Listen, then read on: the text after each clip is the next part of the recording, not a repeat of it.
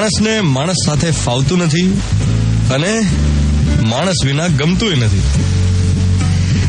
એક નાટકનો આ ડાયલોગ હતો, યાદ નથી મને કે કયા નાટકમાં આ ડાયલોગ હતો, પણ મને અસર કરી ગયેલો.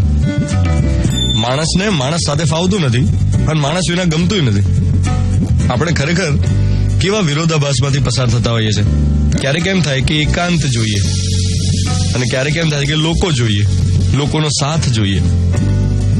એવા કેટલાય વીકેન્ડ હશે, કેટલી રજાઓ હશે જ્યારે તમને અવઢવ થઈ હશે, નક્કી કરવામાં તકલીફ પડી હશે કે લોકોને મળવું કે ન મળવું. દુનિયામાં બે પ્રકારના લોકો છે. એક, જેમને માત્ર પોતાની જાત સાથે રહેવું ગમે, ભીડમાં અકળાઈ જાય. પ્રસંગો, મેળાવડો, ગેટ ટુગેધર્સ, આવું બધું બહુ ગમે નહીં. ક્યારેક ઠીક છે, પણ આમ બહુ પસંદ ના કરે લોકોને મળવું, પોતાની જાત સાથે કમ્ફર્ટેબલ હોય. બીજા, જેમને હંમેશા ભીડમાં રહેવું ગમે, એટલે સોશિયલાઇઝેશન ના કરે તો અકળાઈ જાય. એમને મેડિટેશન કરવાનું કહો કે સાહેબ તમારે ખાલી 1 કલાક માટે મેડિટેટ કરવાનું, તો ફ્રસ્ટ્રેટ થઈ જાય. પોતાની જાત સાથે એમને બહુ કમ્ફર્ટ ના હોય. એને સમૂહમાં સલામતીનો અનુભવ થાય. કોઈ છે મારી સાથે, કોઈ છે એવો સધિયારો, એવી ધરપત એના મનને રહે કે ના છે કોઈક મારી સાથે સતત. એકલા કંઈ ના કરી શકે. કોઈ માણસને સાવ નિર્જન જગ્યાએ મૂકી દો ને, જ્યાં આસપાસ કોઈ છે જ નહીં, એકાંત છે, અંધકાર છે, તો એને ડર લાગે જ. કારણ કે એકલા પડી જવું એ બહુ મોટો ડર છે. એમાં આઈડેન્ટિટી ગુમાવી બેસવાનો ડર છે. તમારું સેલ્ફ આઈડેન્ટિફિકેશન એ જતું રહે.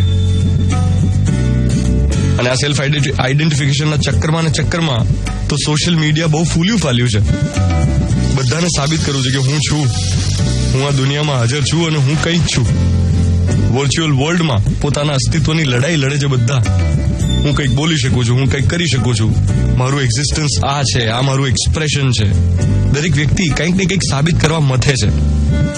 એકચ્યુઅલી પોતાના ડરથી, પોતાના અંધકારથી દૂર ભાગવાનો ટ્રાય કરે છે.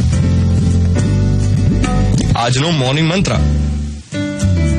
એક બહુ જ ફેમસ સાયકાયટ્રિસ્ટ ડોક્ટર કાર્લ જંગ, એમણે એમ કહેલું, knowing your own darkness is the best way of dealing with darkness of other people.